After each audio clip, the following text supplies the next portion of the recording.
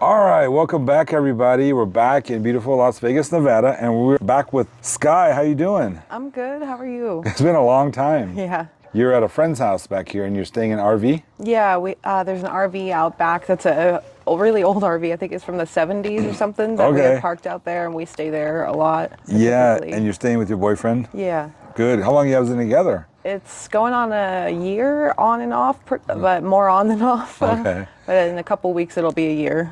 You know, your video was very popular. A lot of people contacted me, and some even wanted to send me money, but I said, I don't want any money.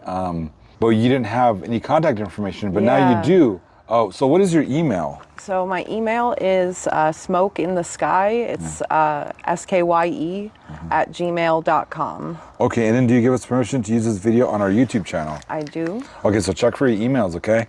Okay. You're very popular. People like you. Most of your comments were pretty positive, too. Yeah, I was really surprised about that. That was so nice, some of the stuff people said. And then some people were focused on the possum whomping. I was, too. That traumatized me. After I did so much research on it.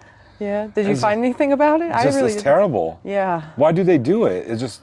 I think it was mostly like dumb kids back home, like in high school that were like bored and looking for shit to do at night. And I think they just decided to do that instead of actually going hunting or something. Yeah. Is there hunting? Oh, where you came from, Pennsylvania? Yeah, hunting's really big back there. What city was that? I was the closest city I was to was Williamsport. Williamsport, okay. Yep, some people from Williamsport wrote on there too. I saw that, yeah. Did you? Yeah.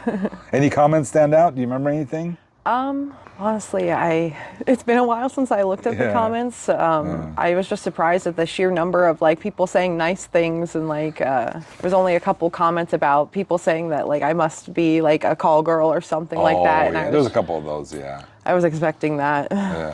You're one of our first guests, I think. Yeah. People really liked your story. So let me ask you, what's been going on these last few months? Anything change in your lifestyle? Been staying in one place more steadily, like less having to hop around from couch to couch, like staying with different friends and whatnot. Like we've been able to get a little bit more stability lately, which has been helpful. But as of late, we've been trying to find more work lately, and it's been a little bit of a struggle to find like steady income. When you say work, what kind of work? Just doing like before I was doing a lot of like handyman work with my friends and like doing anything like that, like plumbing, or I helped my friend do some tiling at some condos he was redoing, or anything like that. Like we've been reselling a lot of stuff that we come up on or find, because we do a lot of dumpster diving. Dumpster diving? Yeah. Was there any periods of sobriety, like forced sobriety? Did you go to jail or rehab or anything? No, Okay. luckily I haven't gone to jail or anything like that. That's good. But Let me ask you this. With all the help out here, particularly for women and everything, shelters and rehabs, why do you think you're choosing to remain on the streets? just because I've had some friends go into like the shelters or try to do any like sobriety programs and like that, and I've just heard a lot of bad stories, and honestly from what I know, from what they've told me, I don't feel really safe going to any of the shelters. Yeah. I was talking to Hannah earlier, and she was telling me that sometimes you just have to use out here in the streets because, you know, it just smells like urine out there. It's dangerous. Yeah. There's crazy people. Is it possible to be clean on the streets, or you think most people have to use? It's really hard, Yeah. I would say, to stay clean on the streets, especially just putting up with everything, dealing with like even just pain. Like everyone I know has like tooth problems and tooth pain. Like I know my boyfriend just broke a tooth recently. I've been having a lot of tooth pain, and like we deal with that with like helping that, or even bigger health problems. So that's one of the main factors of like not being able to get like good adequate like medical care. Okay. And also just putting up with the like mental aspect of it, or sometimes it's just the fucking temperatures. I'm sorry. Like okay. It's been so cold this winter. It's been brutal. Do you enjoy summers or winters? in I like Vegas? summer a lot more. Okay, why do you like summers? I like the heat more. I'm not a big winter fan. Like I moved out here originally because I liked the warmer weather, and I have a lot of joint problems, so the winter just makes it worse. Yeah, I think summer is just a lot more fun, and there's a lot more you can do. How do people treat you out here? Like when you go into stores, for example, or Oh, stores? grocery Like, stores or Walmart or even the gas station.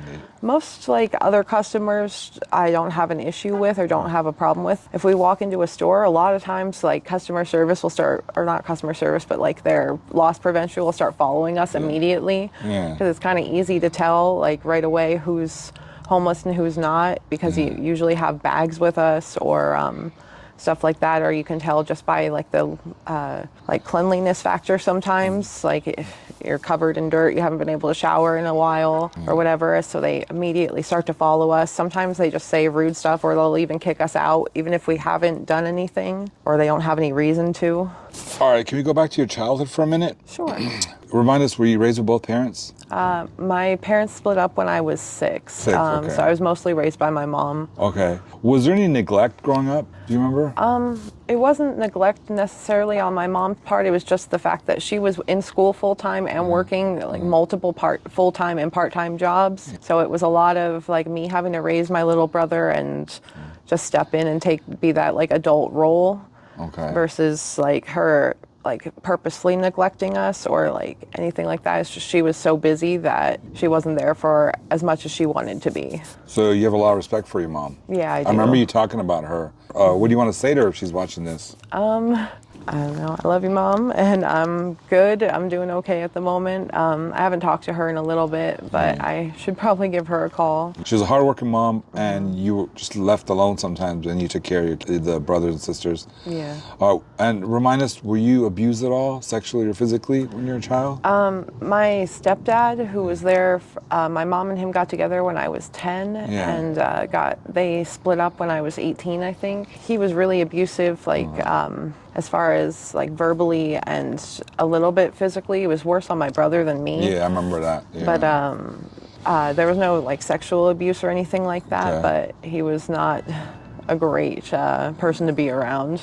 Did you feel loved as a child? Oh gosh. I would say yeah, I felt loved. There was a long period of time where I felt like my dad kind of just up and abandoned me, because I was always like a daddy's girl growing up.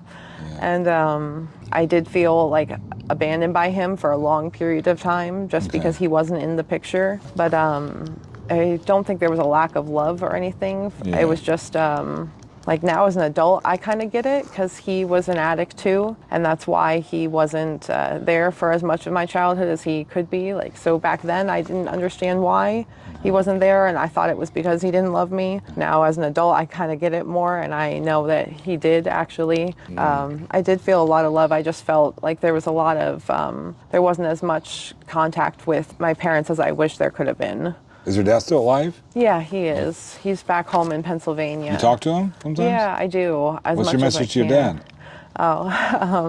I don't really know what to say. I know he's not going to find this unless I tell him to go look it up. Yeah, he might. He might, actually. So, hi, Dad. What's up? My dad and I have always had like, we talk more about like pop culture stuff. Like, we really bonded on like comic books. X-Men was our favorite thing to watch and read. I always loved Gambit and Nightcrawler. I know Hannah was an artist, but were you an artist? Did you draw anything? Yeah, that's what I went to college for, was to study art. That's right. Okay, and then you didn't finish though, right? No, I didn't finish my 4-year degree. I ended up dropping out after my sophomore year, and then I went to beauty school, and I did finish that.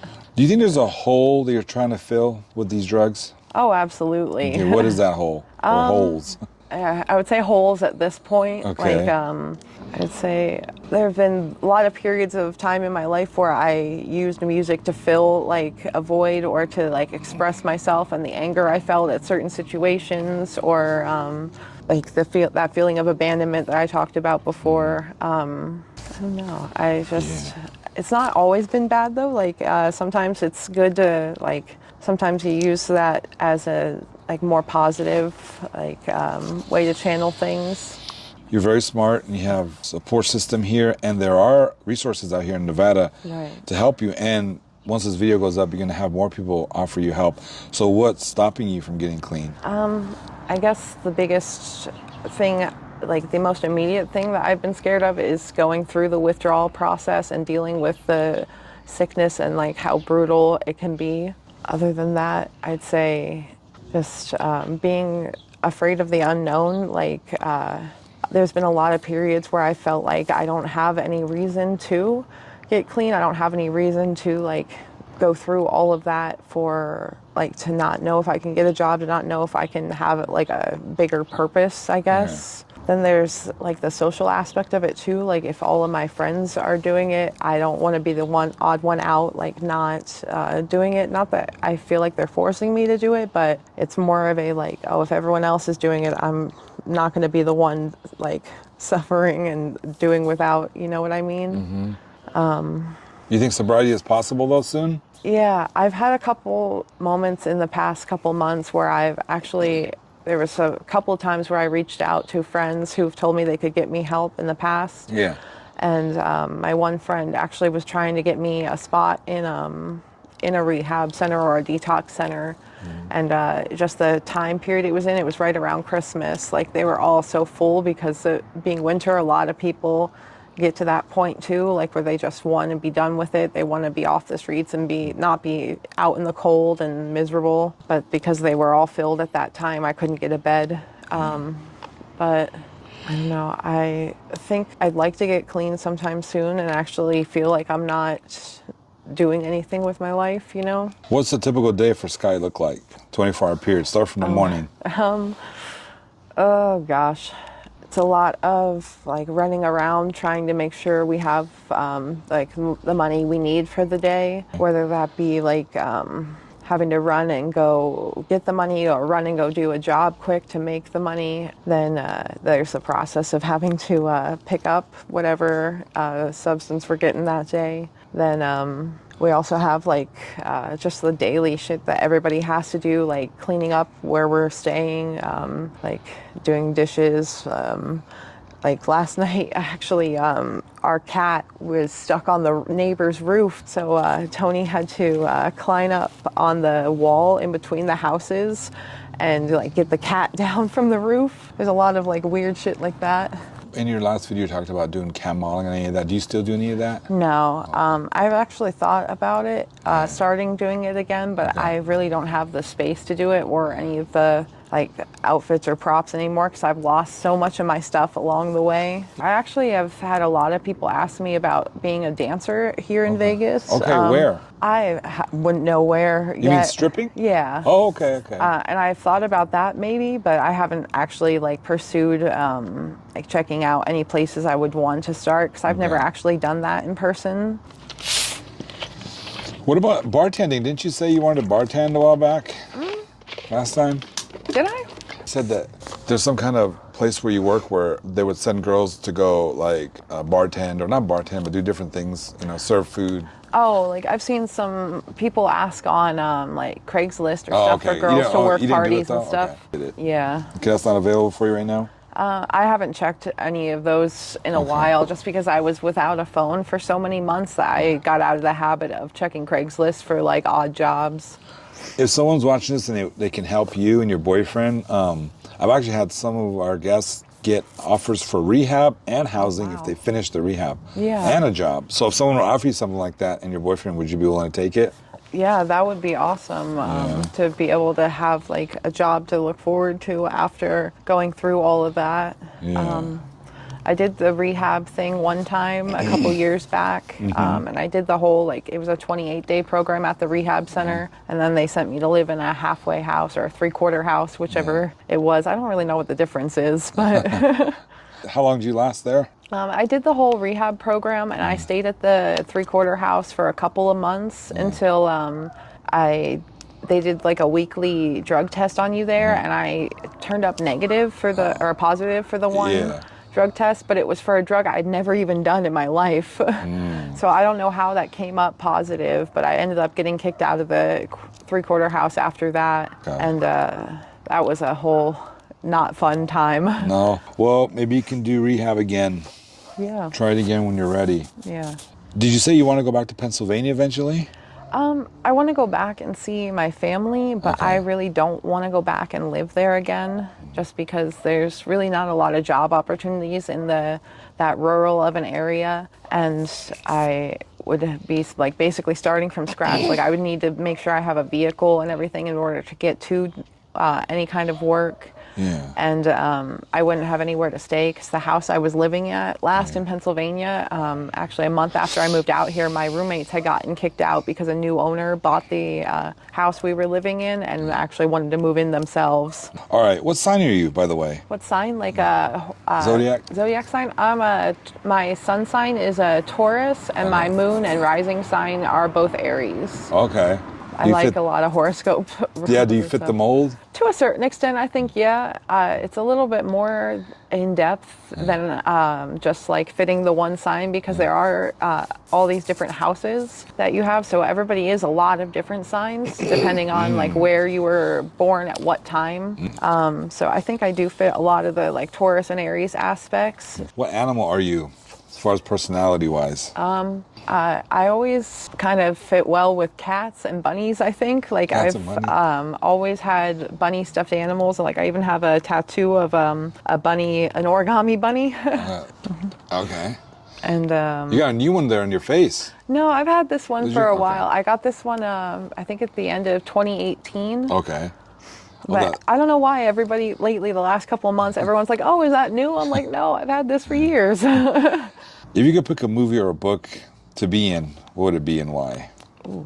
I would probably say The Mists of Avalon it's both a movie and a book, but I loved the book as a kid, and that was actually what inspired my face tattoo. Okay. And it's basically set in... It wasn't Mike Tyson? Just kidding.